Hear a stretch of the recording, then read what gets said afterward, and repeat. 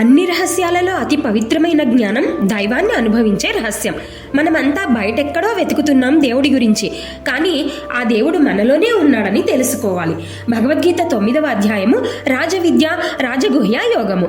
ఈ అధ్యాయం భగవద్గీత హృదయం, జ్ఞానాలలో రాజు, రహస్యాలలో రహస్యం. కృష్ణుడు అంటున్నాడు, నన్ను భక్తితో స్మరించేవాడు ఎక్కడున్నా నేను అతనిలోనే ఉంటాను అంటూ. కాబట్టి ఇది భక్తి, జ్ఞానం, కర్మ మూడింటినీ కలిపిన అత్యున్నతమైన స్థితి. రాజవిద్య అంటే దైవం ఒక తత్వం కాదని ఒక అనుభూతి అని గ్రహించడం. రాజగుహ్యం అంటే ఆ అనుభూతిని ప్రతి క్షణం జీవించడం.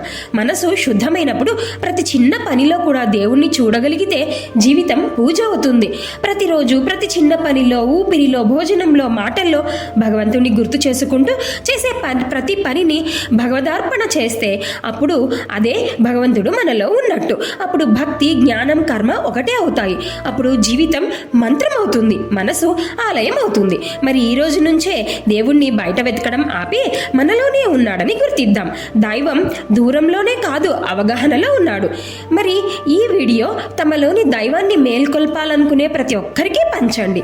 వెంటనే ఇటువంటి మరిన్ని వీడియోల కోసం సబ్స్క్రైబ్ చేయండి. గీతా చైతన్యం. Thank you. శ్రీకృష్ణార్పణమస్తు.